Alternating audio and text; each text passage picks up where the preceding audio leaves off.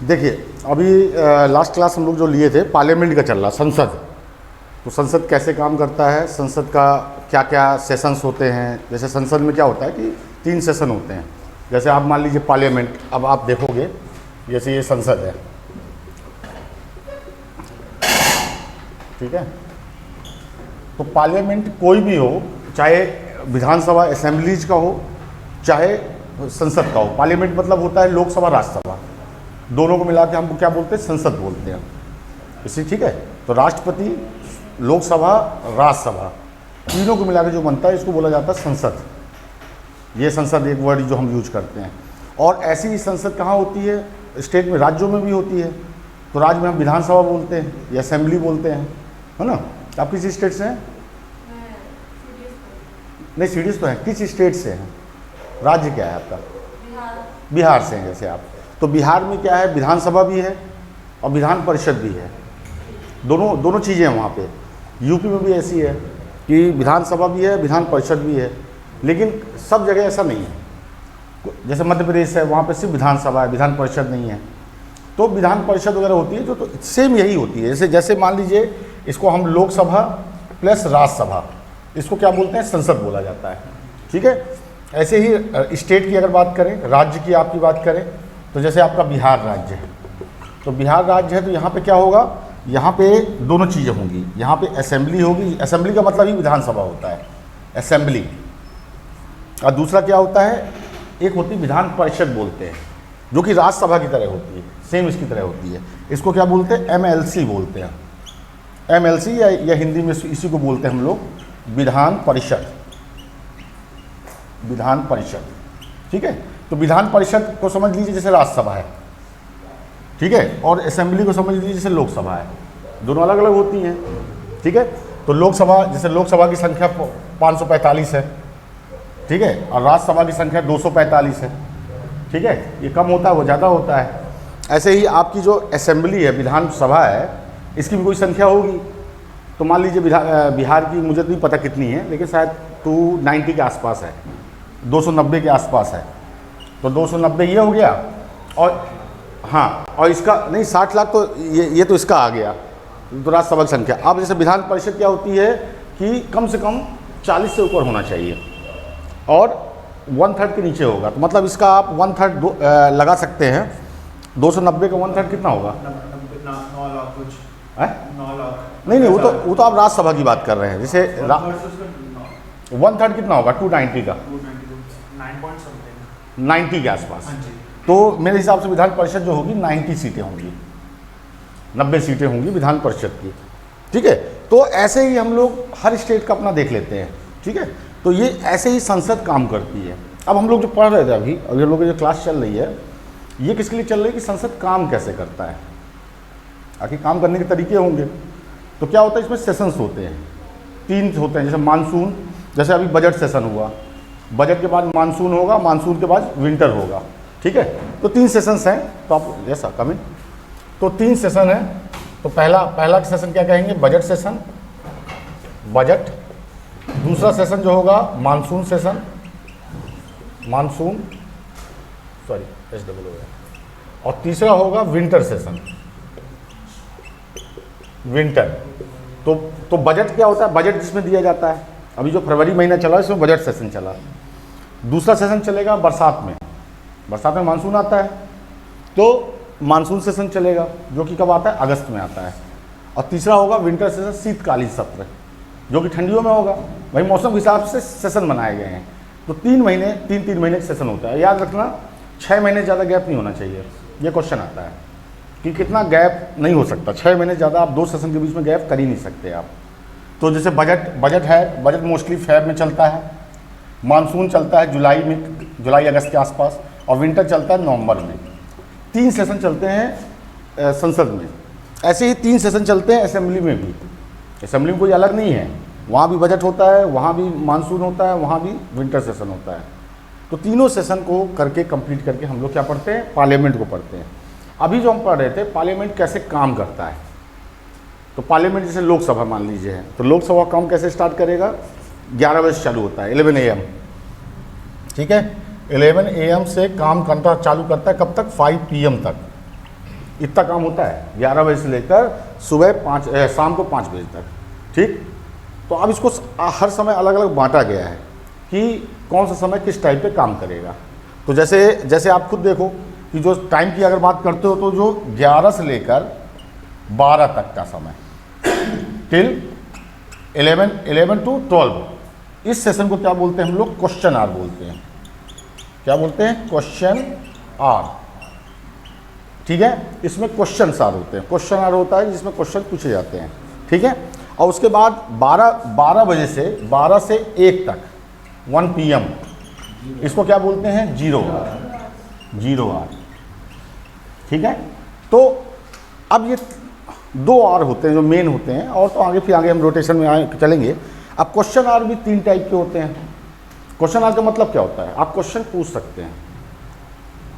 सकते हैं, आप इसमें 11 से 12 के बीच में आप क्वेश्चन पूछ सकते हैं। अब क्वेश्चन पूछने से पहले बस इतनी ही देखना पड़ेगा कि आप जो स्पीकर होता है, स्पीकर को पहले ही आप इन्फॉर्म करते हो कि हम आपसे क्वेश्चन पूछना चाहते हैं। ठीक है, तो क्वेश्चन आप पूछोगे तो उनको इन्फॉर्म करोगे हम क्वेश्चन पूछेंगे, आप पर्टिकुलर किस सब्जेक्ट में पूछेंगे, किस मंत्री से पूछेंगे, ये उनको बताना पड़ता है। तो क्वेश्चन आप 3 टाइप के होते हैं जो मैंने कल बताया था। कौन कौन से बताया था भाई? हाँ, तो पहला है स्टार्ड क्वेश्चन, दूसरा है अनस्टार्ड, और तीसरा है शॉर्ट नोटिस। ठीक है, तो इनको हिंदी में क्या बोलते हैं? तारांकित क्वेश्चन, अतारांकित क्वेश्चन और लघु सूचना वाले जो होते हैं। 3 टाइप के क्वेश्चंस होते हैं। तो तारांकित क्वेश्चन, ये स्टार्ड क्वेश्चन तारांकित क्वेश्चन होते हैं। तारांकित, अतारांकित और लघु नोटिस, सूचना वाले, थोड़ी समय पे सूचना देने वाले। अब स्टार्ट क्वेश्चन है कि अब तारांकित क्वेश्चन कैसे पूछोगे आप? तो तारांकित क्वेश्चन का नेचर होता है कि आप पहले बताते तो हो स्पीकर को कि हम क्वेश्चन पूछेंगे मंत्री से, ये तो आपको इन्फॉर्म करना पड़ेगा, लेकिन उसका आंसर कैसा होता है? ओरल आप पूछोगे, ओरल ही आंसर मिलेगा। मैंने आपसे पूछा कि आप कहाँ से हो, आपने बोला मैं बिहार से हूँ, आपने आंसर ओरल दे दिया, तो ये कैसा क्वेश्चन होगा? स्टार्ड क्वेश्चन होगा, जिसमें ओरल क्वेश्चन ओरल आंसर होते हैं, उसमें कोई ऐसा रिटन फॉर्म नहीं होता है। ठीक, तो स्टार्ड क्वेश्चन हो गया। दूसरा होता है अनस्टार्ड। अच्छा, इसके साथ क्या होता है? सप्लीमेंट्री क्वेश्चन भी पूछ सकते हो। जैसे मान लीजिए मैंने पूछा आपसे आप कहाँ से हो, आपने बोला मैं बिहार से हूँ, फिर मैं बोलूँगा आप बिहार में किस ज़िले से हो, बिहार में किस ज़िले से, किस तहसील से हो और किस गांव से हो, मतलब कितने रिलेट हो गए। एक क्वेश्चन नहीं पूछा आपसे मैंने, मतलब स्टार्ट में आपसे ओरल आंसर आप ओरल ही दोगे, कोई रिटर्न नहीं देना है आपको, लेकिन इसके साथ आप सप्लीमेंट्री क्वेश्चन पूछ सकते हो। सप्लीमेंट्री जरूर याद रखिएगा, क्वेश्चन आ चुका है, क्योंकि सप्लीमेंट्री क्वेश्चन आप पूछ सकते हो कि भाई इसके साथ और भी चीज़ें जोड़ सकते हो। ये this is called start question. Unstarred में क्या होता है कि इसमें आप जो भी आंसर, जैसे आप क्वेश्चन तो पूछोगे, क्वेश्चन आप ओरल ही पूछोगे, लेकिन जो इसका आंसर होगा वो रिटर्न फॉर्म में होगा। मतलब जो मंत्री देगा, लिख के देगा सब कुछ प्रॉपर, मतलब डॉक्यूमेंट होगा इसका। मतलब आपने कुछ क्वेश्चन मुझसे पूछा, मैं मंत्री अगर हूँ तो आपने मुझसे कुछ क्वेश्चन पूछा, मैंने बोला ठीक है, मैं आपको रिटर्न में आंसर करूँगा, वो भी टाइम लूँगा, 10 दिन का टाइम लूँगा आपसे, क्योंकि आप क्वेश्चन जो पूछोगे अनस्टार्ट में पूछोगे, बहुत ज़्यादा डीप क्वेश्चन पूछोगे, क्योंकि ज़्यादातर जो ओरल क्वेश्चन होते हैं वो तो नॉर्मली, अगर ओरल का मतलब क्या होता है कि जानते हो, ओरल आप पूछ रहे हो मतलब कि नॉर्मल क्वेश्चन ही होगा। जैसे आपने पूछा कि आप अभी यूक्रेन में क्राइसिस हो रहा है, तो आप क्या करोगे, ये कभी भी ओरल स्टार्ट में नहीं आएगा, ये अनस्टार्ट में आएगा, क्योंकि आपको रिटन फॉर्म में प्रॉपर तरीके से आंसर करना होगा। भाई आपने पूछा कि यूक्रेन वाला भी लड़ाई चल रही है, लड़ाई हुई है, रसिया यूक्रेन कर रहा है, तो इतना छोटा क्वेश्चन नहीं है ना कि आप ऐसे एक बार में जवाब दे दोगे, बहुत बड़ा क्वेश्चन है वो, अपने आप में एक बहुत मेन क्वेश्चन माना जाता है। तो ऐसे क्वेश्चंस को जवाब देने के लिए अनस्टार्ट का ही यूज किया जाएगा, 10 दिन का टाइम लिया जाएगा, प्रॉपर तरीके से आपको रिटन फॉर्म में आंसर दिया जाएगा कि हमारी क्या हमने टेक्निक अपनाएंगे, क्या हमारा सिचुएशन होगी, कैसे हम हैंडल करेंगे। कोई मजाक तो चल नहीं रहा। हाँ, लेकिन स्टार्ट में ऐसे पूछ सकते हो कि जैसे मान लीजिए अभी यूपीएससी वाले कह रहे हैं कि एग्ज़ाम ऑनलाइन लेना चाहिए, ऑफलाइन नहीं लेना चाहिए, बीमारी फैल रही है, तो बोले कि इसके लिए हम लोग प्रयास कर रहे हैं कि ऑफलाइन मोड में ही हो, लेकिन अगर मान लीजिए बहुत ज़्यादा कोई क्राइसिस आता है एग्जाम टाइम पे, तो हम लोग ऑनलाइन का भी सोच सकते हैं। तो एक जनरल जवाब होता है। तो इसमें 10 डेज का टाइम जरूर लेते हैं, लेकिन इसमें रिटन फॉर्म में आंसर देते हैं, जो सेकंड नंबर वाला है। ठीक है। और इसमें एक कंडीशन और होती है कि सप्लीमेंट्री क्वेश्चन आप नहीं पूछ सकते, मतलब एक क्वेश्चन ही आपको पूछना है। आप बोलो कि आप बोलो कि नहीं यूक्रेन रसिया में क्या है और साथ में अमेरिका से क्या संबंध रहेंगे आपके, तो सप्लीमेंट्री क्वेश्चन हो गया ना, तो आपको एक ही आंसर करना है, ठीक। 2 हो गए। तीसरा है short notice question. Short notice question में क्या होता है कि आपको कम से कम 10 दिन पहले 10 डेज बिफोर आपको बताना पड़ता है कि हम ये क्वेश्चन पूछना चाहते हैं। 10 दिन पहले, जैसे इसमें ऊपर वाले में 10 दिन पहले नहीं बताना पड़ा, लेकिन 10 दिन पहले बताना पड़ेगा। आप क्वेश्चन पूछेंगे और वो 1 महीने का टाइम ले सकता है, 1 महीने का टाइम वो ले सकता है, तो इसलिए इसको आप लोग ध्यान रखिएगा। अच्छा, एक चीज़ मैंने पिछली क्लास में थोड़ा मैंने शायद मुझे लगता है मैं थोड़ा गलत मेरे से निकल गया था मुँह से, जो कोरम की बात किया था ना, कोरम में 1/10% होता है, 1/6 मैंने लिखा दिया शायद, उसको सही कर लेना। वही हुआ ना 57 का 10 टाइम क्या हुआ, 570 करीब हुआ, तो उसको आप लोग सही कर लेना, क्योंकि मैं जो बाद में ध्यान आया मैं क्या बोल दिया, तो थोड़ा बोलने में गलत है। कोरम मैंने लिखाया था, वो ये लिखा होगा, देख ले। हाँ हाँ, तो 110 कर दो, हाँ 110 1/10%, है ना। 57 बोला था मैंने, है ना, तो 1/10%, जैसे 25 उसका बोला था राज्यसभा का, तो 25 10 या 250 होता ही है, हाँ, तो लगभग वो 250 के हिसाब से 10 टाइम्स होता है वो कोरम।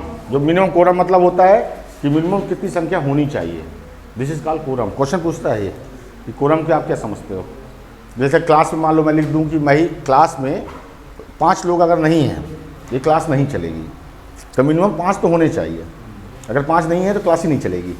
ऐसे ही संसद में भी होता है, संसद में मिनिमम अगर 57 मेंबर नहीं है, लोकसभा में 57 होने चाहिए, अगर नहीं है तो सेशन नहीं चलेगा। ऐसे ही हाँ, वो तो लिखाया था, लेकिन 1/6 लिखा दिया था, 1/10 कर दीजिए उसको, 1/6 आपने नहीं लिखा होगा, हो सकता है आप लेट आए थे, हाँ 1/10% लिख लीजिए, उसको ही 1/10 बोलते हैं। संख्या मैंने तो न्यूमरस में लिखा दिया, लेकिन अगर परसेंटेज की बात करेंगे तो 1/6% होता है, क्योंकि परसेंट भी पूछता है, कई बार नंबर नहीं पूछता आपसे।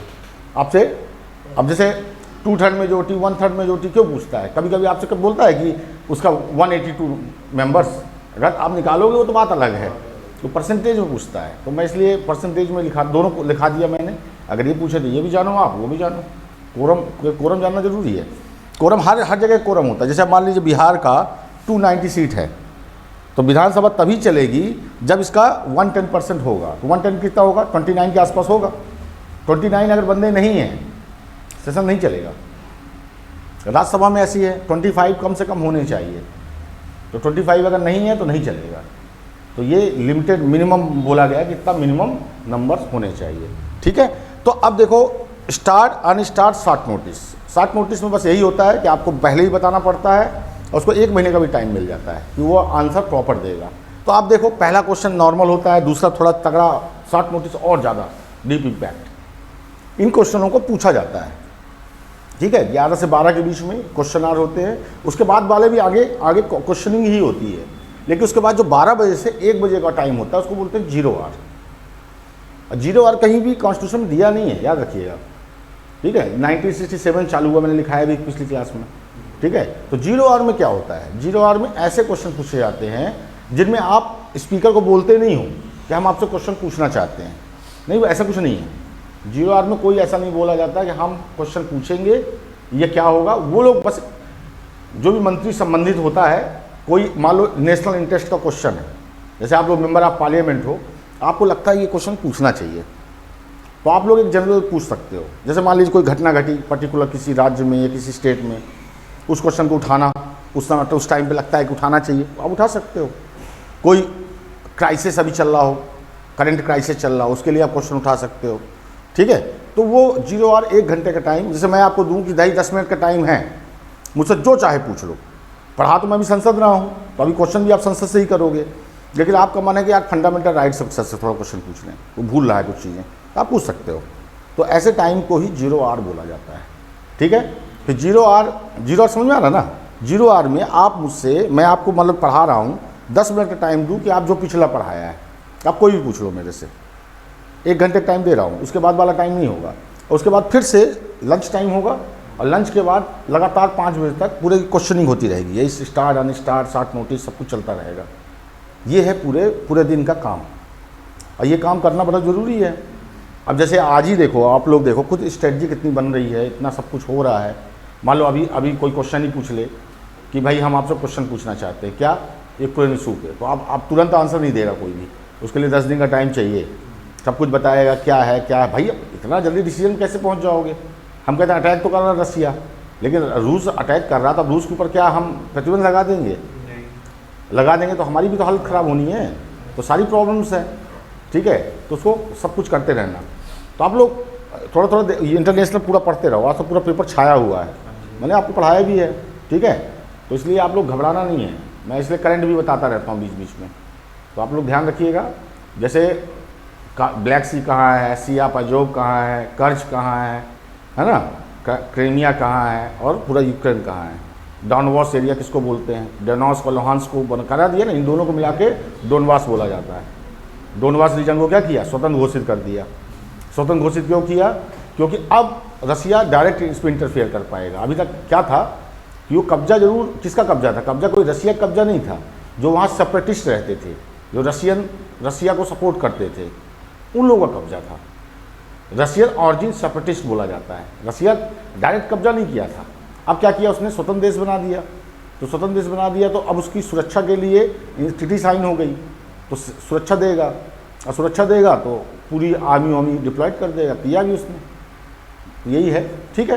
तो अब फिर उसके बाद मैंने आपको लास्ट क्लास में पढ़ाया था 2 टाइप के डिफरेंस, एक होता है निंदा प्रस्ताव, एक होता है अविश्वास प्रस्ताव। निंदा करना, जैसे निंदा मैंने दो बताए थे आपको। कौन सा बताया था? एक बताया था नो कॉन्फिडेंस मोशन, और दूसरा कौन सा था? Censure motion. सेंश्योर मोशन, तो सेंश्योर का मतलब होता है निंदा करना, मतलब सरकार की निंदा करना, सरकार की जो कार्यप्रणाली है, सरकार जो काम कर रही है उसका विरोध करना। निंदा करना मतलब विरोध करना। जैसे आप कोई काम कर रही हैं, आपके काम का विरोध करना, वो कहलाता है सेंश्योर मोशन। तो सेंश्योर मोशन से सरकार गिरती नहीं है, आपको पता ही है। लेकिन इसमें क्या होता है, अविश्वास प्रस्ताव में सरकार गिर जाती है, ये अंतर है। सेंश्योर मोशन जो लाया जाता है तीनों के खिलाफ ला सकते हैं, चाहे कौन, यही आपको ध्यान रखना है। सेंश्योर मोशन और इसमें मोशन में जो कि क्वेश्चन आया है, मैंने एक बार देखा था कि सेंश्योर मोशन किसके किसके खिलाफ लाया जा सकता है। तो काउंसिल ऑफ मिनिस्टर के खिलाफ भी, मंत्री के खिलाफ भी, और पूरी गवर्नमेंट के खिलाफ भी।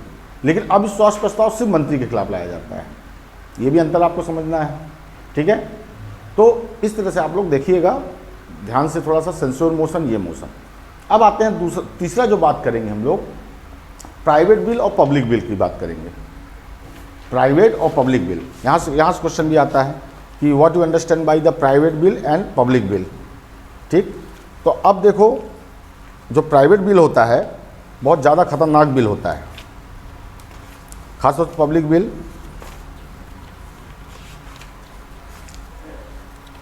बस 2 मिनट। जैसे देखिए, अब क्वेश्चन आता है, आपसे क्वेश्चन आ चुका है, बहुत हमेशा पूछता है, पब्लिक बिल और प्राइवेट बिल।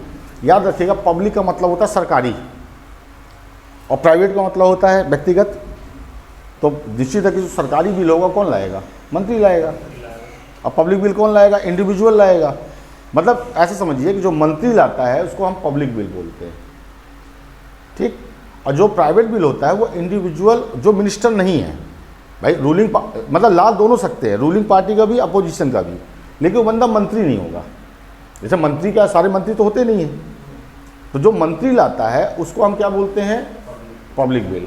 लेकिन जिसको मंत्री नहीं, रूलिंग पार्टी का ही मेंबर ला सकता है या अपोजिशन का भी ला सकता है, उसको बोलते हैं प्राइवेट बिल। याद रखिए, क्वेश्चन जरूर आता है। हाँ, मेंबर ऑफ पार्लियामेंट, आप ऐसे लिख सकते हैं, मेंबर ऑफ पार्लियामेंट जिसको लाते हैं उसको उसको उसको उसको प्राइवेट बिल बोलेंगे। हाँ, और जिसको मंत्री लाते हैं, मिनिस्टर्स लाते हैं,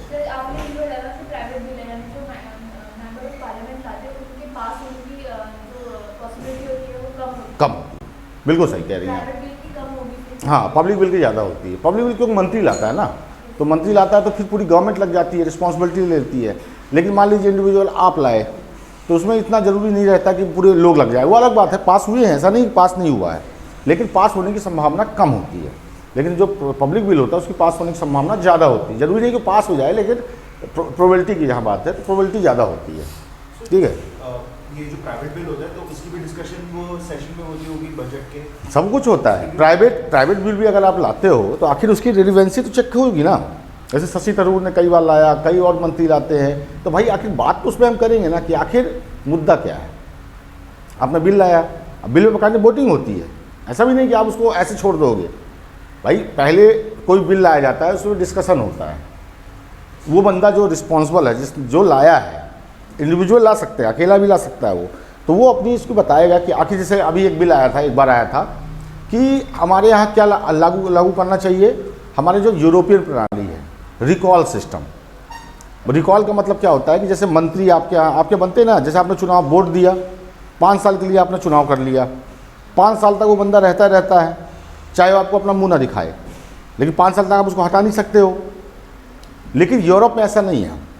यूरोपियन में, जहाँ यूरोपियन सिस्टम है, वहाँ 2 साल तक अगर आपने काम नहीं किया तो वहाँ की जनता 50% से ज़्यादा अगर जनता ने वोट कर दिया, रिटर्न में लिख दिया कि हम इनको रिकॉल करना चाहते हैं, तो वो जो चुना हुआ आदमी है वो वापस हो जाएगा और वहाँ पे नए इलेक्शंस होंगे और नया आदमी आएगा। बात समझ रही हैं? तो मान लीजिए कोई एक इंडिविजुअल आप हो, आप ला दिए बिल लाती हो, रिकॉल बिल, जो कि ऐसा नहीं हुआ है। रिकॉल लाने के लिए बात चली कि रिकॉल सिस्टम लाया जाए, जिससे कि क्या होगा, रिस्पॉन्सिबिलिटी बढ़ेगी। अब आप मंत्री जहाँ तक देखा गया है, जो लोग MP बन जाते हैं दोबारा दिखते ही नहीं कभी। कई बार देखा गया है कि पता चला दोबारा कभी आया ही नहीं।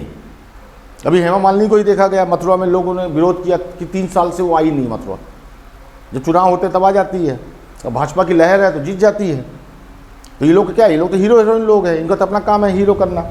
ऐसे सचिन तेंदुलकर को देखा गया।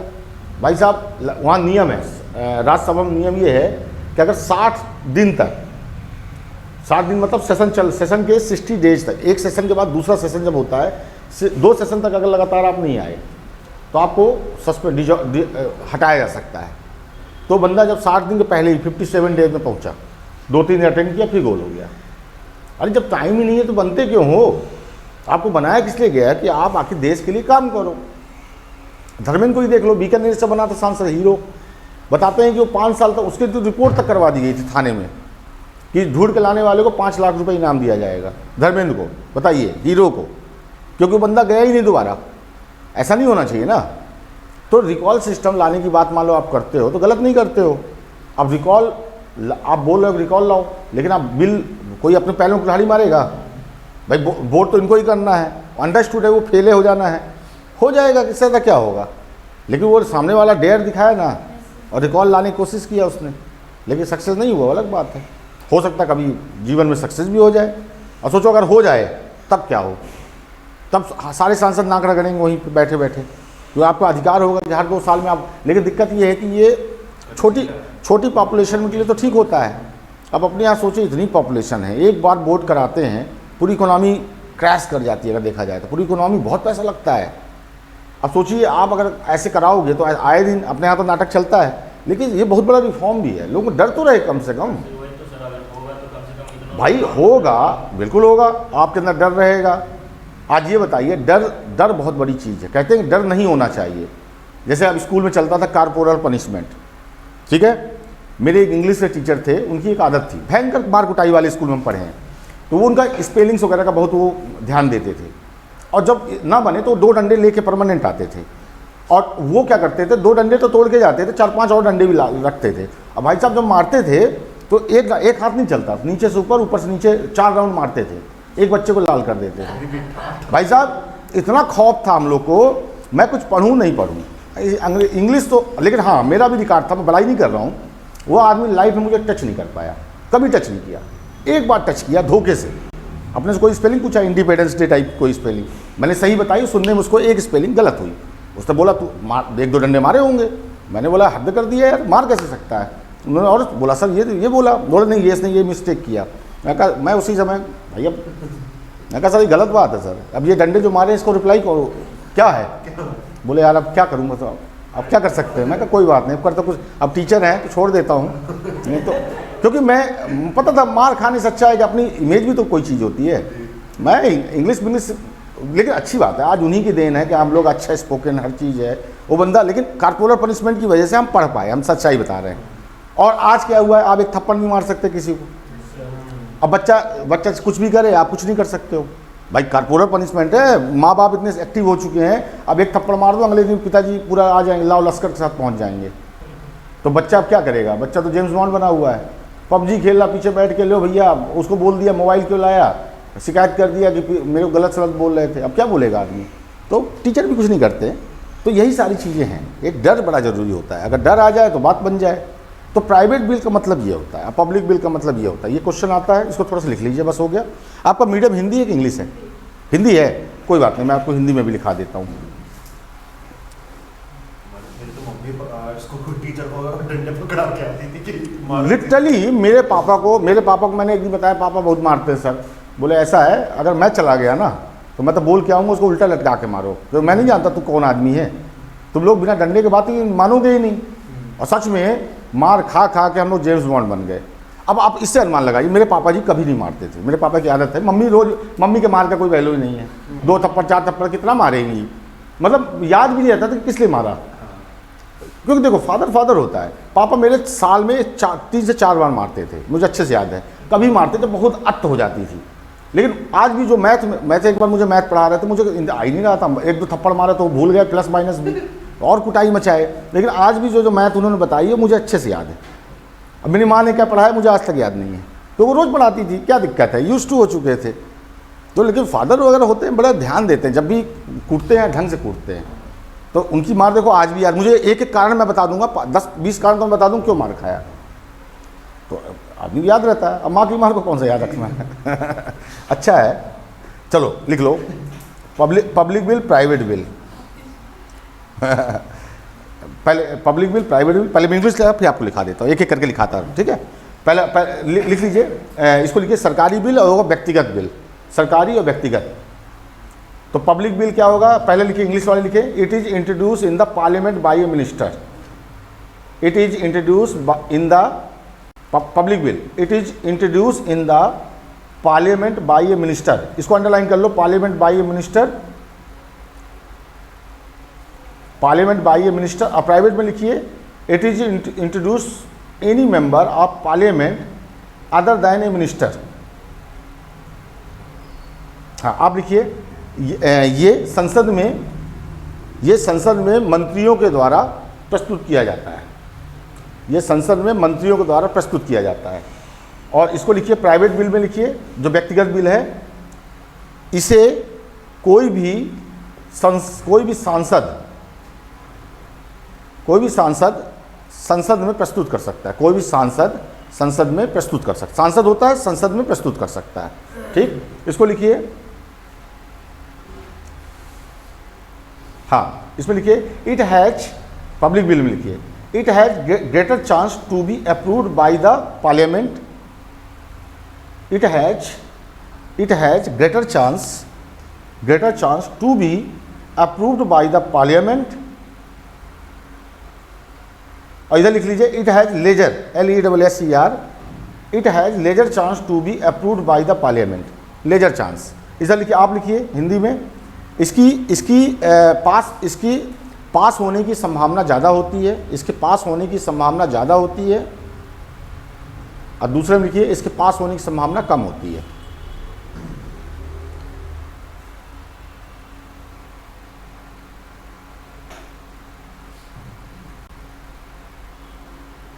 हाँ पब्लिक बिल में लिखिए it's rejection by the house, its rejection by the house amount to the expression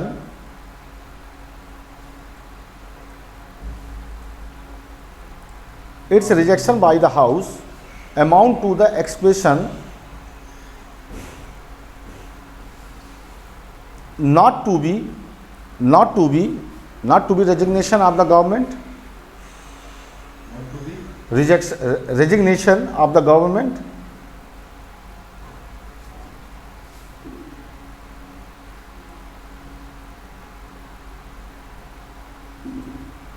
और इधर भी लिख लीजिए it's not compulsory for the rejection of the government, it's not compulsory rejection of the government. आप लिखिए इसके ना पास होने पे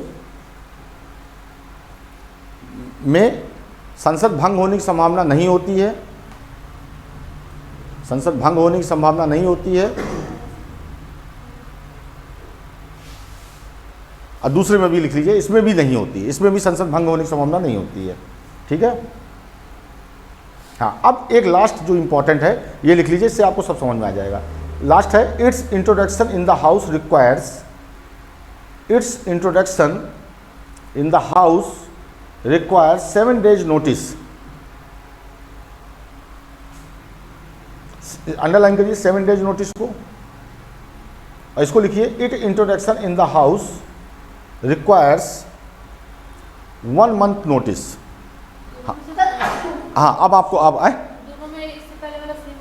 हाँ दोनों सेम होगा। अब आप इसमें लिखिए, इसको लिखिए, पब्लिक बिल में लिखिए, सरकारी बिल जो है इसमें 7 दिन पहले सूचना देनी पड़ती है, 7 दिन पहले सूचना देनी पड़ती है। पहला लिखिए, जो पब्लिक बिल है, सरकारी बिल है, 7 दिन पहले नोटिस। और दूसरे वाले इसमें क्या करना पड़ता है, 1 month पहले नोटिस देना पड़ता है प्राइवेट बिल में। ठीक है। तो देखिए अब आपको डिफरेंस एक चीज़ समझ में आ गया। जैसे आपको पब्लिक बिल प्रस्तुत करना है तो 7 days बिफोर नोटिस देंगे कि हम किस बिल को लाना चाहते हैं, लेकिन जो प्राइवेट बिल होता है उसमें 1 महीना पहले बताना पड़ता है कि हम ये नोटिस रखेंगे पर्टिकुलर डेट पे। तो 1 महीना पहले सब कुछ बता के फिर डिस्कशन करके फिर आप रखते हो, क्योंकि भाई रखोगे ताकि, मैं कहता हूँ पास होगा तो उसके लिए वोट आप क्यों दोगे, आपको पता होना चाहिए कि आखिर है क्या ये। भाई आप रिकॉल को ही लाओगे तो उसके मेरिट और डिमेरिट पे डिस्कशन होगा। भाई उसकी मेरिट क्या है, उसकी डिमेरिट क्या है, दोनों लोग अपने अपनी व्यू रखेंगे। कोई कहेगा बहुत अच्छा है, हो सकता है कि वो आदमी रखे, आप रखो, तो आपकी बातों से मैं सहमत हूँ तो मैं आपका सपोर्ट करूँगा। लेकिन कई लोग विरोध भी करेंगे कि बहुत खर्चीली प्रणाली है, बहुत समय लगेगा, ऐसे तो होगा, साल भर चुनाव ही चलते रहेंगे। सच्चाई भी है, साल भर चुनाव ही होते रहेंगे तो लोग करेंगे। फिर इसके बाद क्या होगी, वोटिंग होती है। जब मेरिट डिमेरिट पे डिस्कशन हो जाता है इसके बाद वोटिंग करा लेंगे। अब वोटिंग में अगर पास होता है तो ओके, और नहीं होता तो ओके। ठीक है। तो ये अन्ना हजारे ने लोकपाल बिल लाया तो वो प्राइवेट बिल के अंदर होगा। बिल्कुल, पब्लिक बिल प्राइवेट बिल था, लोकपाल बिल देखो बाद में लोकपाल बिल पास हुआ, लोकायुक्त का गठन हुआ। अभी पढ़ाऊंगा, ओम्बड्समैन बोलते हैं उसको, ओम्बड्समैन सबसे पहले कहाँ चालू हुआ था, लोकपाल को ओम्बड्समैन बोलते हैं, इंग्लिश में ओम्बड्समैन, हिंदी में लोकपाल होता है। हमारे यहाँ लोकपाल वर्ड ही यूज़ किया गया, ओम्बड्समैन नहीं बोलते। इस स्वीडन में, वर्ल्ड में सबसे पहले स्वीडन ने चालू किया था। उसके बाद इंडिया में किसी ने चालू किया, उड़ीसा ने। उड़ीसा में पहली गवर्नमेंट थी जिसने लोकपाल बिल पास किया था। उसके बाद MP, राजस्थान, उत्तराखंड, और आता लोकायुक्त बनता ही है। इसका काम क्या होता है, इसका काम होता है जो लोकपाल होगा, एक तो करप्शन वगैरह विजिलेंस देखता है। ये लोक सेवा गारंटी बिल होता है एक तरह से।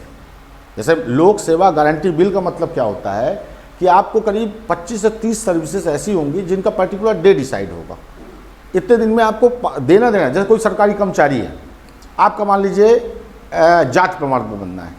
अब जाति प्रमाण पत्र बनने के अभी तो जाओ तो घूमते रहो इधर उधर। उन्होंने डिसाइड कर दिया 15 days में बन जाना चाहिए, 15 days टाइम दिया है। अगर आप 15 days से ज़्यादा समय लेते हैं तो पर डे का पैसा 100 रुपये उस ऑफिसर से कटेगा जो उसका रिस्पॉन्सिबिलिटी लेगा। ये है लोक सेवा गारंटी बिल।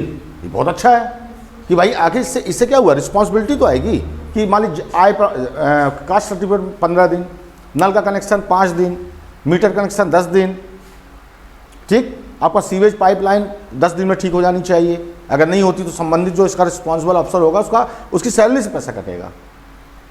ये बिल MP ने पास किया, राजस्थान ने, उत्तराखंड ने, अभी हरियाणा ने किया है, उत्तराखंड ने किया है, बिल्कुल सर्विसेज हैं बाकायदे। और मेरे भाई खुद पंचायत में, बता रहा हूँ, एक बार मेरे भाई का तो आधी ज़्यादा सैलरी कट गई, उसको पता है, ध्यान ही नहीं दिया, कई चीज़ों में नहीं किया होगा, नया नया था। बंदा बोला यार हद हो गई यार, काम भी करो सैलरी कटेगी, आप रिस्पॉन्सिबल हो। तो इससे क्या होता है, इससे एक डर भी तो आता है, ऑफिसर भाई किस लिए बैठा हुआ है। हम कहते हैं जाति प्रमाण पत्र बनने में कितना 1000 दिन लगाओगे क्या, 15 दिन बहुत होता है। भाई आपको क्या देखना है, उसकी सारा कुछ डॉक्यूमेंटेशन देना। अगर he is belong from the OBC मान लीजिए, तो OBC अगर है तो उसका देखोगे क्रीमी लेयर में है कि नहीं है, उसकी एनुअल इनकम देख लोगे। भाई नेचुरल अगर उसका फादर पैसा 8 लाख से ज़्यादा कमा रहा है, दैट मीन्स क्रीमी लेयर में है, नहीं दोगे आप ज़्यादा से ज़्यादा। लेकिन और अगर देखोगे उसकी इनकम देखोगे, उसकी प्रॉपर्टी देख लोगे, इतना चेक करने में बहुत दिन नहीं लगते हैं। तो उसका कास्ट सर्टिफिकेट दो आप बना के, वोटर ID है, आधार कार्ड है, तो ये पैन कार्ड है, तो ये सब जो बनाए गए हैं ये लोकपाल के तहत ही आया और इसमें रिस्पॉन्सिबिलिटी दी गई तो लोक सेवा गारंटी बिल, अब देखो लोकायुक्त का गठन होता है। लोकायुक्त क्या होता है, बहुत बड़ा पूरा देखता है, सारा कुछ काम देखता है, और कोई गलत करता है तो लोकायुक्त छापे भी पड़ते हैं, रेड पड़ती है। तो लोकायुक्त बहुत ताकतवर बॉडी हो गई है। इसी लोकपाल लाने के लिए उन्होंने अन्ना हजारे ने आंदोलन किया, अन्ना हजारे ने आंदोलन किया और आखिर वाकई लोकपाल बिल पास हुआ। और उसके बाद आज देखो रिस्पॉन्सिबिलिटी, कुछ भी हो ऑफिसर में इतना डर तो आया, क्या लोगों को पता नहीं है अपने अधिकारों की बात अलग है, लेकिन अगर आपको पता है, जैसे मैं हूँ, मैं एक बार गया, खुद गया बता रहा हूँ, मेरी मदर और मेरा वोटर आईडी मिसप्लेस हो गया होगा, मेरे पर्स घुमा तो वो सब गुम गया। अब ये हुआ कि मैं गया, सब कुछ किया, प्रॉपर तरीके जमा किया। अब मैं गया तो बोला साहब नहीं है। मैं बोला साहब को क्या हुआ, बोला साहब एक्सीडेंट हो गया साहब का। तो साहब का एक्सीडेंट हो गया तो मैंने बोला भाई साहब नहीं है तो कोई तो होगा वहाँ पे उनकी जगह पे कि खाली है सीट। बोला नहीं नहीं आप आइएगा 2-4 दिन बाद। मैं रिक्वेस्ट किया थोड़ी देर तक, उसके बाद मैं बोला देख भाई मैं हूँ पढ़ा लिखा आदमी और तेरे जैसों को तो मैं बात भी नहीं करता, लेकिन मैं बात कर रहा हूँ। अभी मैं किसी से बात नहीं करूँगा, यहाँ कलेक्टर ऑफिस है, मुझे पता है, जस्ट कलेक्टर का है, मैं उससे डायरेक्ट मिलूँगा जाके। अगर कलेक्टर भी नहीं किया तो मैं सबकी नौकरी खा जाऊँगा। लोक सेवा गारंटी बिल में डालूँगा। भाई से समझ गया बंदा कि ये आदमी है बेकार आदमी, तुरंत निकाला दिया, मैंने बोला साइन नहीं, अब जाइए। वो समझ गया कि यार जब मैं चला भी जा, मेरे को क्या दिक्कत है, कलेक्टर खा जाएगा, कौन है कलेक्टर, हम तो खुद हैं उस चीज़ में। तो हमें चिंता नहीं है। आज चिंता क्यों नहीं होगा, हम कहते हैं आम आदमी हैं हम, लेकिन हमें अपना अधिकार पता है कि नहीं पता। जब आपने लोक सेवा गारंटी बिल पास किया है, सब कुछ किया है, किसके लिए बैठे हो। अभी मैं कहता हूँ उसको एक्सीडेंट हो गया, कोई बात नहीं, हो गया, पर कोई तो होगा उसकी जगह पे। आप सीट खाली ही नहीं कर सकते हो। नाश्ता करने गया कितनी देर लगेगा, नाश्ता करने गया है क्यों, ये बताओ। अभी 11 बज रहा है, लंच टाइम होता है 2:30 बजे का, आप जाओ 2:30 बजे। तो कोई भी नहीं उलझता है, ऑफिसर जानते हैं, बड़े कायदे से बात करते हैं और कोई दिक्कत नहीं है। वो लोग आपकी सुविधा, छोटे मोटे जो होते हैं उनको डील करना रहता है। वो बहुत ज़्यादा पढ़े लिखे तो होते नहीं, उनको लगता है कि हमको सब पता है, किसी को कुछ पता नहीं है, तो ऐसा नहीं होता है। ठीक है, तो इस तरह से आपको ये पब्लिक बिल और प्राइवेट बिल, 2 टाइप के बिल लाते हैं, दोनों ला सकते हैं। जो मंत्री लाता है उसको पब्लिक बिल, सरकारी बिल कहते हैं। सरकारी अगर बोला तो सरकार लाती है, सरकार का प्रतिनिधि कौन होता है, मंत्री होता है। और प्राइवेट का मतलब होता है व्यक्तिगत, लेकिन कौन लाएगा, सांसद ही लाएगा, कोई आम आदमी नहीं ला सकता। ठीक है, तो ये चीज़ आप लोग ध्यान रखिएगा। ये अपना हो गया। जैसे आपने वो एग्जांपल दिया ना कि वो आपको कोई था जिसने जो एकदम नया ज्वाइन किया था, उसका सैलरी कटी। अब जो कुछ होते हैं जो मंजे हुए बहुत टाइम से हैं, अब वो तो ब्लेम गेम खेल कर के टाइम पास करते हैं और बंदे को 15 दिन वैसे नहीं, तो उसका कारण है ना, उसका कारण है कि आप अपने अधिकारों के लिए सजग नहीं हो। भाई मैं कहता हूँ बहुत चीप टाइप, बहुत घाघ आदमी है। अरे है तो खा जाएगा, करेगा क्या। भाई उसने मुझसे बोला कि साहब नहीं है, मैं कहा साहब क्यों नहीं है भाई, क्या साहब का एक्सीडेंट हो गया। हम कहा साहब का एक्सीडेंट हो गया, बहुत दुख का बात है, लेकिन उनकी जगह पे कोई तो होगा, कौन है। तो बोला नहीं है। मैं कहा ऐसे कैसे नहीं है भाई, ऐसे कैसे नहीं है, होना तो पड़ेगा, नहीं है तो होना पड़ेगा। मैं कहा बताओ, आप बताओ, सर्विस दे सकते हो ठीक है ना, वरना मैं आपके ऊपर जा रहा हूँ और 2 मिनट नहीं लगाऊंगा। मैं तो पूरा फुर्सत बैठा हूँ, मेरे पास पर्याप्त समय था, गाड़ी बाहर खड़ी, आराम से क्या करना था मेरे को। जाके मैं तहसीलदार, SDM, कलेक्टर बैंड बजा के रखता, सबकी फ़ोटो भी खींचता, तुरंत यूट्यूब में अपलोड भी कर देता।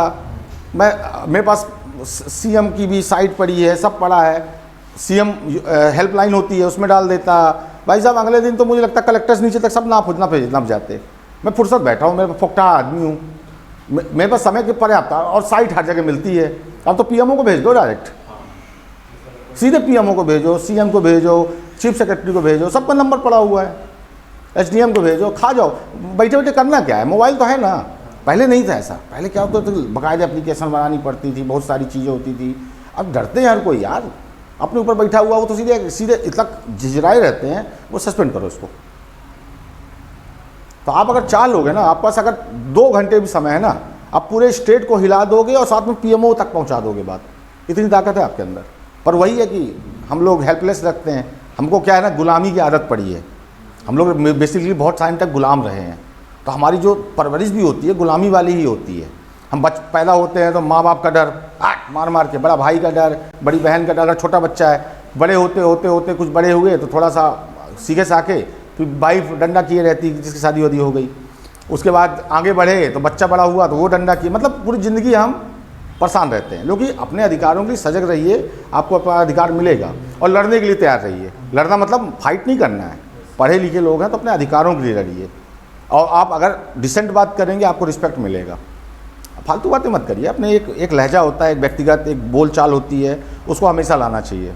ठीक है, चलिए। जैसे मेरे साथ इंडियन बैंक का होता, वो वहाँ की सर्विस बहुत ही खराब थी, इंडियन हाँ, बैंक हाँ। थी। तो मैंने उसके साइट पे जाकर कंप्लेंट रजिस्टर करके डाला।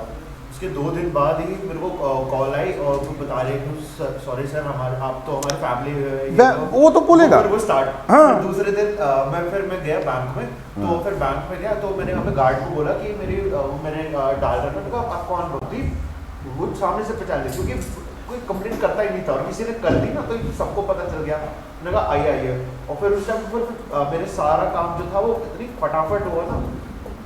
यही तो है। देखिए सिंपल सी बात है, अपने अधिकार हैं, आप फालतू तो उलझना नहीं है, हमारे अधिकार हम दे लेंगे। हाँ, थोड़ा सा दिक्कत कभी कभी होती है, टाइम कम होता है तो हम लोग थोड़ा सा नहीं कर पाते हैं। ठीक है, तो इसलिए आप लोग अब दो और डिफरेंस लिख लीजिए, इसके बाद फिर अगला करते हैं। Ordinary bill and money bill.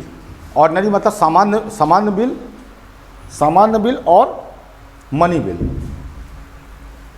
ये क्वेश्चन आता है। मनी बिल आपको पढ़ाया ही मैंने, सामान्य बिल और मनी बिल। इसमें पहले इंग्लिश, एक तब ऑर्डिनरी लिखिए, तब मनी बिल लिख लीजिए। पहले इंग्लिश में लिख लें, it can be introduce either in the Lok Sabha और द राज्यसभा। लिखा रहा हूँ 2 मिनट बस। इट कैन बी इंट्रोड्यूस, हाँ ऑर्डिनरी का है ये। It can be introduce either in the Lok Sabha और द राज्यसभा, दोनों जगह रखे जा सकते हैं ऑर्डिनरी बिल को। और इसमें लिखिए it can be introduce only Lok Sabha not in the Rajya Sabha. Only Lok Sabha not, आप लिखिए ये दोनों हाउसेस में, ये दोनों हाउसेस लोकसभा, ये दोनों हाउसेस लोकसभा और राज्यसभा में रखे जा सकते हैं, और ये सिर्फ लोकसभा में रखा जा सकता है। दोनों हाउसेस लोकसभा और राज्यसभा में रखा जाता है, दोनों हाउसेस लोकसभा राज्यसभा में रखा जाता है, और वो सिर्फ लोकसभा में रखा जाता है। याद रखिएगा, मनी बिल सिर्फ और सिर्फ लोकसभा में रखा जाता है, पहली चीज़। इसको लिखिए ऑर्डिनरी बिल को, it can be introduce either by A minister और बाई ए प्राइवेट मेंबर। हाँ, ये सिर्फ लोकसभा में रखा जाता है, सिर्फ लोकसभा में, राज्यसभा में नहीं रखा जाता, लोकसभा बस में, ये सिर्फ लोकसभा में रखा जाता है। इसमें लिखिए it can be introduce either by A minister और प्राइवेट मेंबर। और इधर लिख लीजिए मनी बिल में, it can be introduce only by A minister. Only money bill मंत्री रखता है, प्राइवेट मेंबर नहीं रख सकता है। इसमें आप लिखिए ये सिर्फ मंत्री और व्यक्तिगत सदस्यों के द्वारा रखा जाता है, ये मंत्रियों या व्यक्तिगत सदस्यों के द्वारा रखा जा सकता है। ठीक है, लेकिन ये जो होता है दूसरा वाला जो मनी बिल कहलाता है, ये सिर्फ मंत्रियों के द्वारा रखा जाएगा। मनी बिल मंत्री रख सकता है, मतलब 2 बातें आपको पता चली, पहला लोकसभा में रखा जा सकता है सिर्फ, और दूसरा मंत्री रख सकता है। इसको क्या है, जो ऑर्डिनरी बिल है इसको मंत्री और प्राइवेट मेंबर दोनों रख सकते हैं, लेकिन इसमें सिर्फ मंत्री रखता है, इसमें सिर्फ मंत्री रखता है, ये लिख लीजिए। ठीक है, हाँ, it can be detained by the Rajya Sabha, it can be detained by the Rajya Sabha for a maximum period of 6 month. It can be detained by the Rajya Sabha for a maximum period of 6 month. 6 month को underline करो, और इसमें लिख लीजिए it can be detain by the Rajya Sabha for a maximum period of 14 days only. बस हो गया, same है, 14 डेज को अंडरलाइन करिए। आप लिखिए, इसमें लिखना है ऑर्डिनरी बिल में, इसको राज्यसभा, इस बिल को राज्यसभा 6 महीने तक अपने पास रख सकता है, 6 महीने तक अपने पास रख सकता है, राज्यसभा 6 महीने तक रख सकता है। और यहाँ पे लिखिए दूसरे वाले में, इस बिल को, मनी बिल है जो दूसरा नंबर है, मनी बिल को 14 दिन तक रखने का अधिकार है। देखिए अब मैं आपको समझा रहा हूँ, देखिए मनी जैसे जो फाइनेंशियल बिल होते हैं उसमें राज्यसभा की कोई ताकत नहीं होती। देखिए जैसे क्या होता है कि ऑर्डिनरी बिल राज्यसभा को ताकत होती है, चाहे तो 6 महीने तक रोक के रख ले और फिर वापस करेगा वो, लेकिन फाइनेंशियल बिल जो मनी बिल होता है इसमें कोई ताकत नहीं होती। इसमें ये होता है कि आपको 14 डेज के लिए भेजा जाता है। जैसे मनी बिल पास हो गया मान लीजिए, अब जाएगा राज्यसभा, राज्यसभा को अधिकार है 14 दिन तक रोकने का। अगर 14 डेज के बाद फिर नहीं भेजा तो ये मान लिया जाता है कि राज्यसभा ने अपनी स्वीकृति दे दी, पहली चीज़। दूसरी है कि अगर वो कोई प्रस्ताव भेजता है कि मनी बिल में कुछ बदलाव होने चाहिए, वो भेजना अधिकार है उसका, 14 दिन के अंदर उसने प्रस्ताव भी भेजा इसके साथ अटैच करके कि इसमें आप ये रिफॉर्म थोड़ा करिए। रिटर्न आएगा कहाँ? लोकसभा में।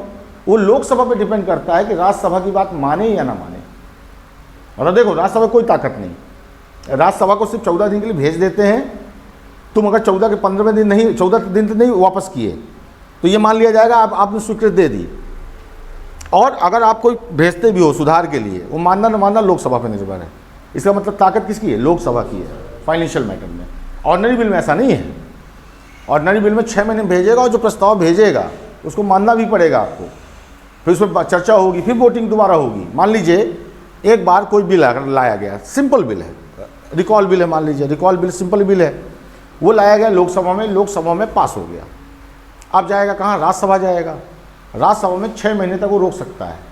रोकने के बाद उसको सुधार के लिए फिर से कुछ बोलेगा, फिर रिटर्न करेगा कहाँ? लोकसभा में। अब लोकसभा उसमें डिस्कशन करेगा, मान लो नहीं करता, दोबारा फिर वोटिंग होगी लोकसभा में। ऐसा नहीं है कि एक बार वोटिंग हो चुकी तो दोबारा वोटिंग नहीं होगी। अगर सुधार भेजा राज्यसभा ने, आपको तुरंत वोटिंग करेंगे, फिर जो 2/3 1/3 मेजोरिटी से आप बिल पास करोगे। अब बिल पास करने के बाद then move on Rajya Sabha. Rajya Sabha जब सस्टेन करेगा तब जाएगा राष्ट्रपति के पास। ये होती है ऑर्डिनरी बिल की बात। लेकिन जो मनी बिल होता है, मनी बिल में खासियत राज्यसभा का कोई रोल नहीं होता है। 14 डेज के लिए भेजते हैं, तुम देख लो, सुन लो। तुम अगर कोई भेज भी रहे हो कोई प्रस्ताव, हम वो माने या ना माने वो हमारे ऊपर है। या हम लोकसभा की फाइनेंशियल मामले में लोकसभा की ताकत ज़्यादा होती है। कभी भी क्वेश्चन आए फाइनेंशियल मैटर में तो 2 चीज़ याद रखिएगा। पहला, फाइनेंशियल मैटर हमेशा 2/3 मेजोरिटी से पास होता है। और दूसरा मैटर क्या होता है, इसमें राज्यसभा की ताकत नहीं होती है। याद रहेगा? क्वेश्चन आता है चप्प से मारो, कोई गड़बड़ नहीं करना है। जब पता ही अंडरस्टूड, मैंने बोल ही रहा हूँ मैं, फाइनेंशियल में राज्यसभा की कोई ताकत नहीं, ठीक। लेकिन ऑर्डिनरी बिल में ताकत होती है, बहुत। स्टेट के मैटर में तो गजब ताकत होती है। कोई राज्य संबंधी अगर कोई बिल पास हो रहा है, वहाँ राज्यसभा अगर मना कर दे ना, जैसे यूपीएससी मान लीजिए, यूनियन पब्लिक सर्विस कमीशन में कोई नई सर्विस जोड़नी है। अब अगर मान लीजिए लोकसभा पास भी कर दे, लेकिन राज्यसभा अगर रोक दे, कहानी खत्म। स्टेट का कोई मैटर है, उसमें इसका कंकरेंट लिस्ट जो होती है, समवर्ती सूची, जो मैंने वो पढ़ाया था शेड्यूल 7, उसका संबंधी कोई क्वेश्चन है, मतलब राज्य सूची का सब्जेक्ट और समवर्ती सूची का सब्जेक्ट में अगर राज्यसभा की ताकत बहुत होती है, लेकिन केंद्र सूची में वो भी फाइनेंशियल मैटर में ताकत कमज़ोर हो जाती है। बस इतना याद रखना है आपको। और मैटर में होती है, ऑर्डिनरी बिल तो ताकतवर है, लेकिन फाइनेंशियल मैटर में, मनी बिल में ताकतवर नहीं है। याद रहेगा? बहुत सिंपल वे पे है, ठीक है। और इसमें लिखिए, बस लास्ट एक और लिख लीजिए, it does not require the certification of the speaker.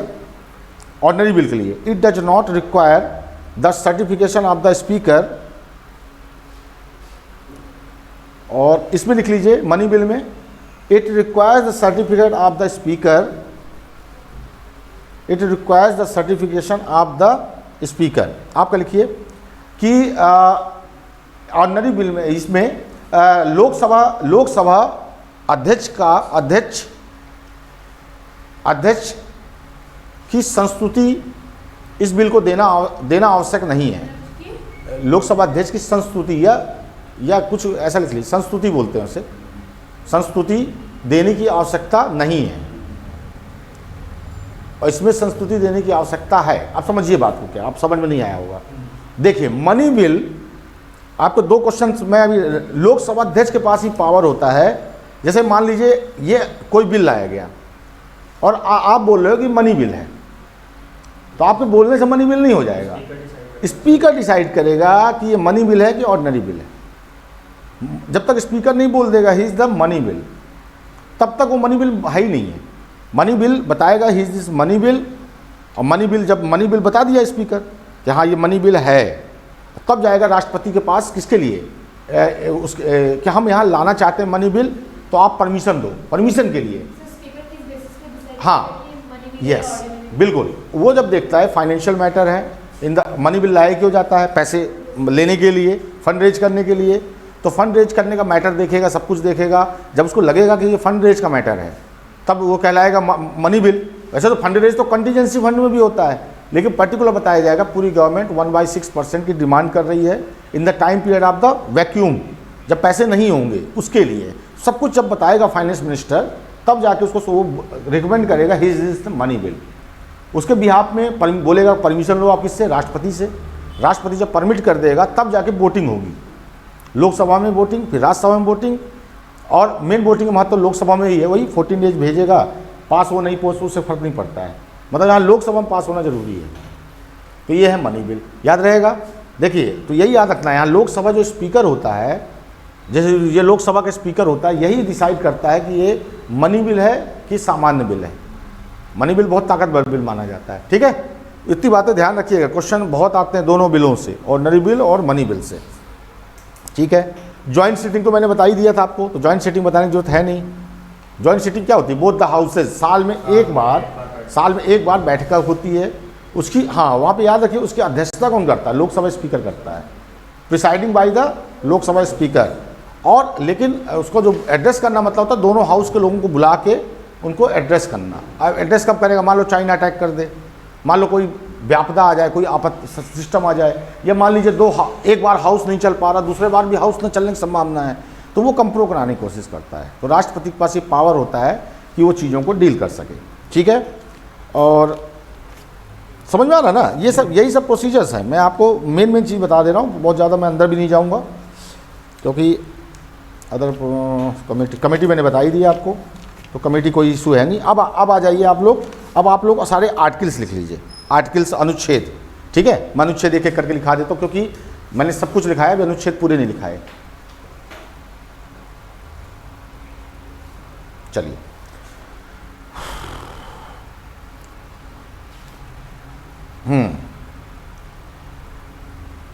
चलिए पहला लिखिए 79 कॉन्स्टिट्यूशन ऑफ पार्लियामेंट। आप लिखिए 79 लिखिए, संसद का संविधान, कॉन्स्टिट्यूशन ऑफ पार्लियामेंट, इंग्लिश में लिखिए कॉन्स्टिट्यूशन ऑफ पार्लियामेंट, संसद का संविधान। फिर 80 लिखिए, 80 composition of the council of states, composition of the council of states. Rajya Sabha, आप लिखिए राज्यसभा का निर्माण। देखिए काउंसिल ऑफ स्टेट का मतलब क्या हुआ, काउंसिल ऑफ स्टेट कौन से कहलाता है, राज्यसभा। भाई आप लोकसभा का मतलब लोकसभा हो गया, और राज्यसभा को इंग्लिश में क्या बोलते हैं, काउंसिल ऑफ स्टेट्स बोलते हैं। तो काउंसिल ऑफ स्टेट कैसे बनेगा, राज्यसभा बनेगा। राज्यसभा में सदस्य होंगे, 245 सदस्य हैं, और वो कैसे आते हैं, इनडायरेक्ट वोटिंग से आते हैं, ठीक है। कितने साल के लिए आते हैं, 6 साल के लिए आते हैं, ठीक है। उसका जो चेयरमैन होता है कौन होता है, वाइस प्रेसिडेंट होता है, उपराष्ट्रपति होता है, उसका कोई इलेक्शन नहीं होता है।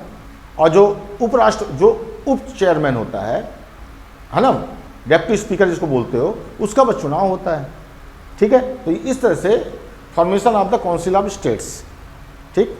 अगला लिखिए 81 लिख लीजिए, composition of the house of the people, Lok Sabha का निर्माण आप लिख लीजिए, लोकसभा की संरचना लिख लीजिए। इसमें लिखिए composition of the house of People. House of people का मतलब क्या होता है, लोकसभा। यह अंग्रेजों के टाइम का टाइम है, House of People, House of Lords, House of Commons बोलते हैं ना। जैसे ब्रिटेन में House of Lords, House of Commons 2 word use होते हैं। तो हाउस ऑफ लॉर्ड क्या होता है, राज्यसभा। हाउस ऑफ कॉमन्स क्या होती है, लोकसभा, ठीक है।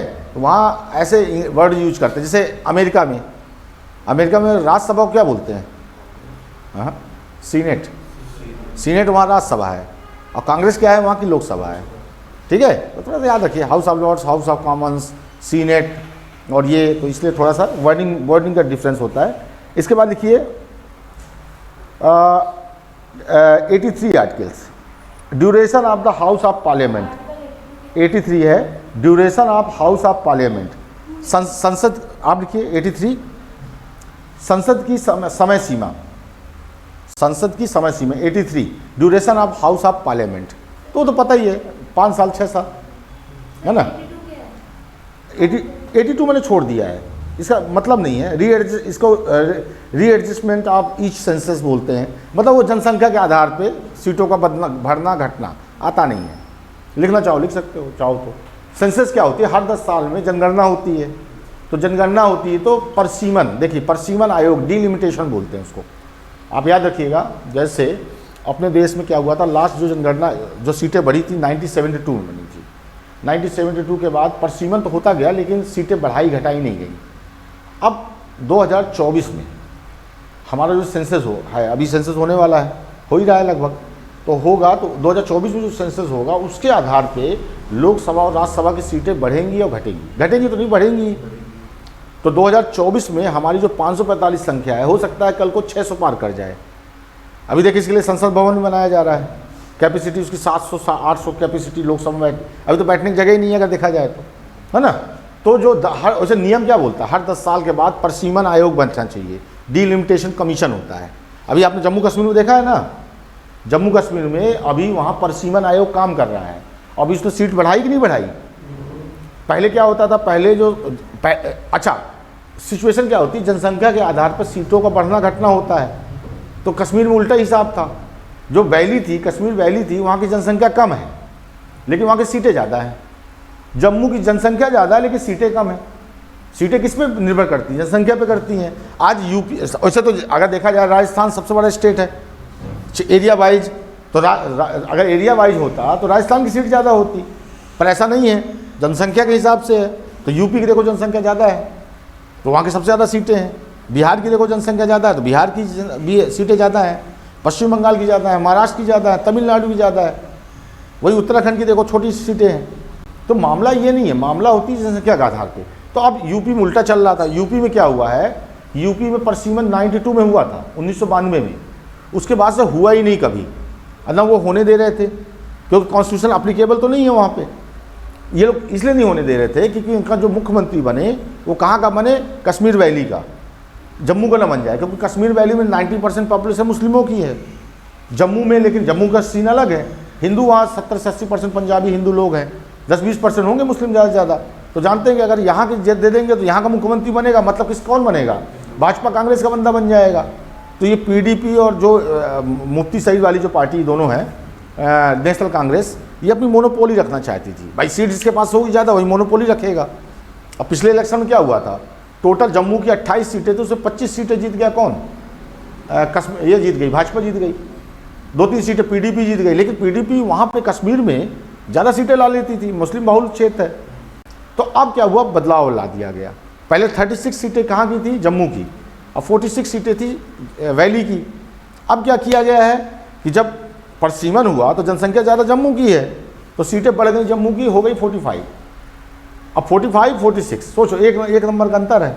अब सोचो किसका मुख्यमंत्री बनेगा, निश्चित बनेगा जम्मू वाला बनेगा। भाजपा तो चाह ही यही रही थी, 370 हटाई, सब कुछ किया, किस लिए किया कि अगला मुख्यमंत्री भाजपा का बने वहाँ, अब बनेगा, कोई नहीं रोक सकता। अभी तक क्या था, मजबूरी थी, नेशनल कॉन्फ्रेंस को कांग्रेस सपोर्ट करती थी, पीडीपी को भाजपा सपोर्ट करे, बनना मुख्यमंत्री, लेकिन बनता कौन था, ये तो नेशनल कॉन्फ्रेंस से शेख अब्दुल्ला या फारूक अब्दुल्ला या उसका लड़का जो है, उधर कौन बनेगा, मुफ्ती सईद या पहले फारूक सईद जो भी था वो बनेगा। अब ऐसा नहीं होगा, अब भाजपा बनेगी तो कांग्रेस बनेगी, तो अभी तो भाजपा को उम्मीद ज़्यादा है। और ठीक है, यही हुआ, ये सब कहानी है। तो ऐसा नहीं होता, वो सीटें अब देखो कम कर, पूरी कश्मीर की हालत ही चेंज कर दी है। कश्मीर की दिक्कत क्या थी, कश्मीर कोई संविधान मानता नहीं था, कॉन्स्टिट्यूशन मानता नहीं था, कुछ नहीं मानता था, पैसा पर चाहिए था उसको 90%। सोचो स्पेशल स्टेटस दिया गया था, 90% मनी हम लोग देते थे, हमारा टैक्स का पैसा जाता था और उसी को खा के पत्थर फेंकते थे हमारे ऊपर। अब क्या हुआ है, स्पेशल स्टेटस सब कुछ खत्म, अब शांति से रहोगे तो ठीक है, वरना कोई बात नहीं। अब कोई भी नौकरी, कोई फॉर्म आता है, भरो फॉर्म, नौकरी पाओ। अभी नहीं, थोड़ा डरा के रखते हैं। कश्मीरी पंडित देखो भगा दिया उनको, वही 92 में सोचो, तुम बोलते हो कि मुसलमानों के साथ अत्याचार होता है। ये भारत एक अनोखा देश है जहाँ की बहुसंख्यक आबादी के साथ अत्याचार कौन करता, माइनॉरिटी करती है। ये देश का दुर्भाग्य है। दूसरा देखो, पाकिस्तान में 24% माइनॉरिटी थी, आज 4% बची है। हमारे 8% मुसलमान थे, आज 28% है, और हमको कहते हैं कि हम लोग अत्याचार करते हैं। ठीक है, तो ये दिक्कत है इनके साथ। तो ये अब इनको कंट्रोल करना, तो कंट्रोल तो होना ही होना है। क्योंकि देखो, ये कम्युनिटी अगर डरती है, सिर्फ जूतों से डरती है। जो तगड़ा आदमी है उससे डरेगी।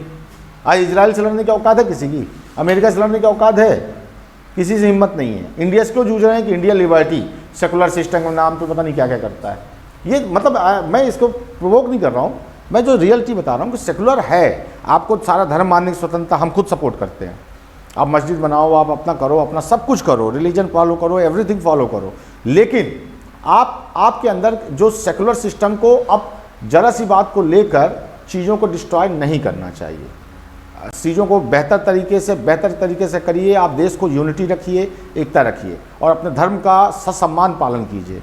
आप माइनॉरिटी में सारे लोग हैं, प्यार मोहब्बत से रहना पड़ेगा, तभी तो सेकुलर ब्रदरहुडनेस और ये सब चीज़ आएगी। तो एक जरा सा मैटर को लेकर की चीज़ों को, ठीक है आप कोई चीज़ करना चाहते हो तो उसको भी किया जा सकता है, लेकिन वो बातचीत के माध्यम से और संसद के माध्यम से और कानून व्यवस्था के माध्यम से, ना कि लड़ाई कोई सोल्यूशन नहीं है। ठीक है, तो ये चीज़ है। आगे लिखिए। आगे बहुत इंपॉर्टेंट जो है ड्यूरेशन ऑफ हाउस पार्लियामेंट हो गया। इसके बाद 84 क्वालिफिकेशन लिख सकते हैं। 84 है qualification for membership of parliament.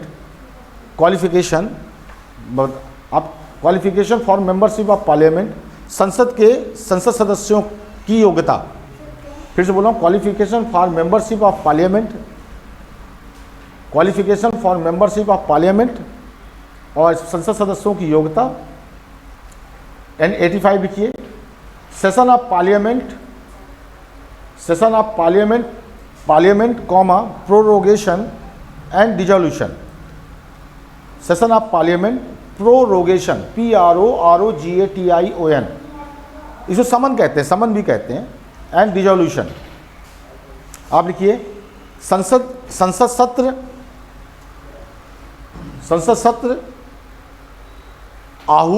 आहूत करना, संसद सत्र को आहूत करना और खत्म करने की शक्ति। इसमें यही है, समन करना। प्रोरोगेशन का मतलब ब्रैकेट में आप समन लिख लीजिए। समन का मतलब क्या होता है? आपको इन्फॉर्म करना, यही प्रोरोगेशन है। घबराना नहीं, प्रोरोगेशन सबने क्या लिखा दिया। प्रोरोगेशन का मतलब होता है समन, बुलाना। समन करना जो लिखा है ना SUMMON, कि भाई आज राष्ट्रपति इन्फॉर्म करता है सारे संसद सदस्यों को देखिए आपका इस तारीख से लेकर इस तारीख तक आपका सेशन चलेगा, आप लोग इन्वाइटेड हैं। This is called prorogation. लेकिन डिजोल्यूशन मतलब गवर्नमेंट, सरकार को गिरा देना। जैसे मान लीजिए प्रधानमंत्री है, वो कहता है कि हम 5 साल नहीं रहना चाहते, हम 3 साल में ही अपनी सरकार को गिराना चाहते हैं, तो रिक्वेस्ट करेगा, वो उसको डिसमिस कर देगा। या फिर यह भी लगता है कि राष्ट्रपति को लगता है कि इसके पास जो मिनिमम नंबर है, जैसे 272 सीटें होनी चाहिए, उतने नंबर इसके पास नहीं है, तो वोटिंग कराएगा। अगर वोटिंग फेल हो जाता है प्रधानमंत्री, तो उसकी सरकार को गिराने का अधिकार राष्ट्रपति के पास होता है। ठीक है, तो ये चीज़ है इसमें से 86 लिखना चाहो लिख लीजिए। Right of president to address and send message to house. Right of president to address and send message to house. आप लिखिए। राष्ट्रपति के पास ये अधिकार है भाषण देने का और संदेश भेजने का। राष्ट्रपति के पास भाषण देने का और संदेश देने का अधिकार होता है। आप लिखिए 87 लिख लीजिए। Special address by the president. President special address भी करता है, special address by the president. 87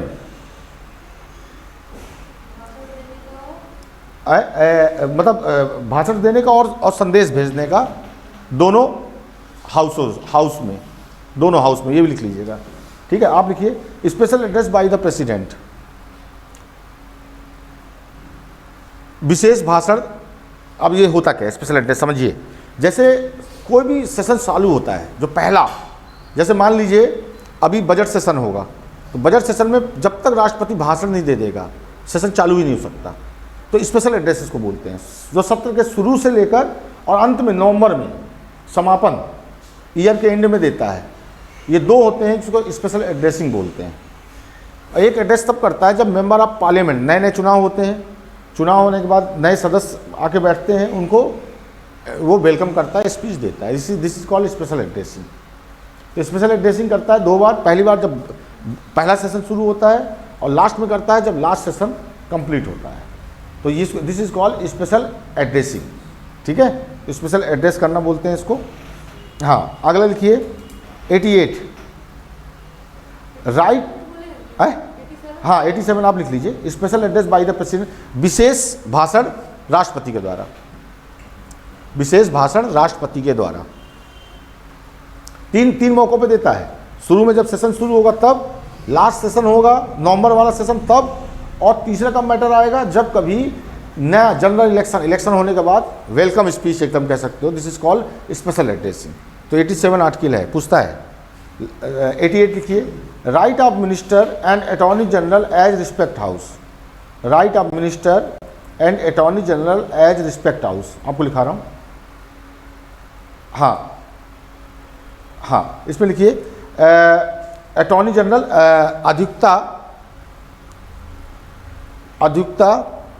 अधिवक्ता को अधिकार है हाउस में उपस्थित होने का, मतलब इसमें हाउस होने का, उपस्थित होने का अधिकार है। इसमें क्या होता है, मैंने पढ़ाया था आपको, अटॉर्नी जनरल के पास ये अधिकार होता है कि दोनों हाउस में वो जाके अपनी बात को रख सकता है, वोट नहीं डाल सकता, मतलब उसके बाद वोट डालने का अधिकार नहीं है उसके पास। सिर्फ अधिकार क्या होता है, वो उपस्थित होगा, अपनी बात को रख सकता है, वोट डालने, क्योंकि he is not member of the parliament का मेंबर नहीं होता है। ठीक है, आगे लिखिए, the chairman and the deputy chairman of the council of states, 89, the chairman and deputy chairman of the council of state, आप लिखिए, राज्यसभा का अध्यक्ष और उपाध्यक्ष, राज्यसभा के अध्यक्ष एवं उपाध्यक्ष। ठीक है, तो राज्यसभा का अध्यक्ष कौन होता है, उपराष्ट्रपति होता है। तो अध्यक्ष में लिखिए, नीचे लिख लीजिए, ब्रैकेट में लिख लीजिए उपराष्ट्रपति, अध्यक्ष में उपराष्ट्रपति, और उसका जो होता है, जो डेप्यूटी चेयरमैन होता है, चुनाव के द्वारा होता है। भाई जो राज्यसभा के मेंबर्स होते हैं उन्हीं में से एक आदमी को, लेकिन दिक्कत मालूम बताया था मैंने, शुरू में 1978 से पहले तक क्या होता था, रूलिंग पार्टी का ही बंदा होता था, लेकिन 78 के बाद डेप्यूटी चेयरमैन अपोजिशन को दिया जाने लगा, चाहे लोकसभा हो चाहे राज्यसभा हो, क्योंकि भाई म्यूचुअल कंसेंट होना चाहिए, म्यूचुअल कंसेंट, नॉट गिवन, कहीं नहीं गिवन है कि ऐसा होगा, लेकिन ये म्यूचुअल कंसेंट बनाया गया कि नहीं ऐसा नहीं करना है, जो अपोजिशन है उसको मौका देना है। तो अपोजिशन को अधिकार दिया गया कि आप अपना काम करो। ठीक है, कोई दिक्कत? ठीक है, और इसके बाद ज़्यादा इसमें नहीं करना अपने को। Voting house, vacation of seats, ये लिखिए, 102 लिखिए सीधे, बीच वाला आप ज़्यादा आता होता नहीं है तो ज़्यादा लिखने की जरूरत नहीं है। 102 नंबर लिखिए, 102 नंबर है डिसक्वालिफिकेशन फॉर मेंबरशिप। ये क्वेश्चन बहुत इंपॉर्टेंट है, आप लिखिए, सदस्यों को निष्कासित करने के लिए। ठीक, तो डिस्क्वालिफिकेशन की कंडीशन क्या होगी, छूटा तो नहीं किसी का, डिस्क्वालिफिकेशन फॉर मेंबरशिप। इसमें यही होगा कि मान लीजिए आप चुनाव जीत के आए, अब आपके ऊपर आरोप लगा, पहला आरोप है कि आप मिनिमम एज पूरी नहीं करते, तो आपको डिस्क्वालिफिकेशन होगा। दूसरा आरोप है कि आपने क्रिमिनल ऑफेंस है, आपने नोटिस जो आपने नामांकन भरा है उसमें प्रॉपर तरीके से आपने अपना बताया नहीं, या फिर आप कहीं के डायरेक्टर रहे हो, जीतने के बाद आपको छोड़ना चाहिए उनको, आपने छोड़ा नहीं है ना, या आपके ऊपर कोई बैंक रब्ड और कोई केस ऐसा कुछ चल रहा है, सीवियर ऑफेंस है, तो आपको चुनाव लड़ने की योग्यता आपकी नहीं है। ऐसे पोजीशन में अगर मान लीजिए संसद, निश्चित है कि आपके सदस्य लोग ही शिकायत करेंगे, किससे शिकायत होगी, स्पीकर से। भाई अगर लोकसभा में मैटर है तो लोकसभा स्पीकर, राज्यसभा का तो राज्यसभा का स्पीकर से। वो स्पीकर क्या बोलेगा, राष्ट्रपति के पास भेजेगा कि ऐसी सी बात आई है, इसलिए आप देखिए। वो क्या करेगा, इलेक्शन कमीशन जो होता है, जो इलेक्शन कमीशन चेयरमैन और 2 सदस्य होते हैं, इनसे बात करेगा, वो पूरी खोजबीन करेंगे, 25 दिन तक पूरी इंक्वायरी करेंगे, इंक्वायरी के बाद अपनी रिपोर्ट देंगे राष्ट्रपति को। अब राष्ट्रपति को रिपोर्ट के आधार पर लगता है कि डिस्क्वालिफिकेशन इसका होना चाहिए, तो राष्ट्रपति के पास ये अधिकार होता है कि उसमें संसद की कोई वोटिंग नहीं होती है, उसमें राष्ट्रपति के पास ये अधिकार होता है कि उसको डिस्क्वालीफाई कर दे। हुआ है, कई लोग का होता है, जैसे अब यूपी में एक आदमी था, विधायक था, आजम खां का लड़का, वो 24 साल कुछ महीने का था, लेकिन वो चुनाव लड़ा, जीत गया और सदस्य बन गया। लेकिन जब इंक्वायरी की गई, 10th की मार्कशीट, भाई 10th की मार्कशीट देखी जाती है, ये बर्थ सर्टिफिकेट होता है, तो उसके आधार पे वो बंदा 24 साल कुछ महीने का था, एज पूरी नहीं करता था, डिस्क्वालीफाई हो गया। या मान लीजिए 2 साल से ज़्यादा आपको कोई क्रिमिनल चार्जेस है, कोई आपके ऊपर पनिशमेंट मिला है, क्रिमिनल चार्जेस हैं, आप नहीं लड़ सकते। बैंक रब्ड है, आप नहीं लड़ सकते। मेंटल स्थिति आपकी नहीं अच्छी तो नहीं लड़ सकते। या ऑफिस प्रॉफिट में आप हैं, कहीं के डायरेक्टर हैं, तो भी नहीं लड़ सकते, आपको छोड़ना पड़ेगा। मान लीजिए आप चुनाव जीत गए और आप किसी संस्था के डायरेक्टर हो, अपनी कंपनी भी चला रहे हो, साथ में सांसद भी हो, नहीं कर सकते आप। तो ये सब कंडीशंस देखी जाती हैं, इसलिए डिस्क्वालिफिकेशन को बहुत माना जाता है। अभी हुआ था, अभी एक मुंबई में, महाराष्ट्र में हुआ था, कुछ बंदों को निष्कासित कर दिया था स्पीकर ने 1 साल के लिए।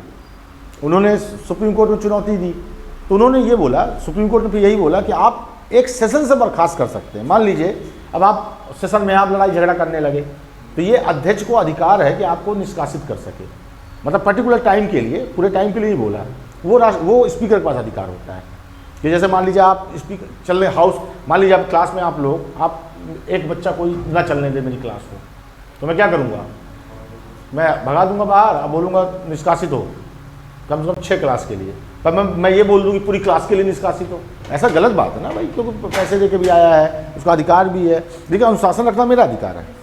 क्लास में अनुशासन में आपको 1 दिन 2 दिन के डिसमिस करूँगा, फिर आप नहीं मानोगे तो फिर अगली बार डायरेक्टर के पास जाओगे, फिर नहीं मानोगे तो आपके मम्मी पापा आएंगे, फिर भी नहीं मानोगे तो अंत में फिर ये होगा भैया सेवा समाप्त। भाई अब क्या करेगा कोई आदमी, अब जब तुम कुछ करने ही नहीं दोगे तो प्रॉब्लम तो होनी है। तो ये होता है, अधिकार होता है स्पीकर के पास, भाई अनुशासन बना के रखे। मान लीजिए एक आदमी बोल रहा है, दूसरा बोलने ही नहीं दे रहा है, तो ऐसे तो काम खराब होगा। मार्शल होते हैं बाकायदे, ज़्यादा आप जिद करते हो तो मार्शल उठा के बाहर रखाते हैं, और ज़्यादा आप भाई बदतमीजी कर सकते हैं, करते भी हैं लोग, उसको थोड़ा अवॉइड किया जाता है। ठीक है, 102 हो गया, और 103 भी लिख लीजिए, decision on question as to disqualification of member. 103 है decision on question as to disqualification of members.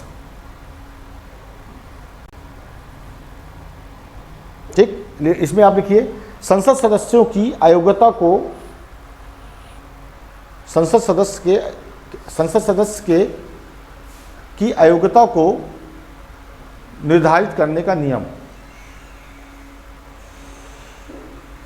ठीक, आगे लिखिए 105 लिखिए, 105, पावर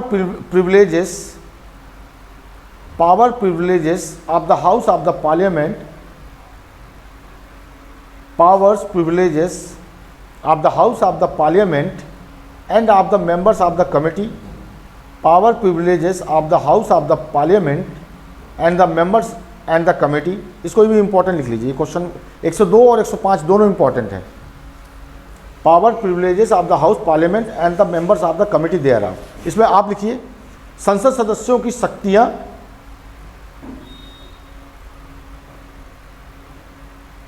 संसद सदस्यों की शक्तियां हाउस के अंदर,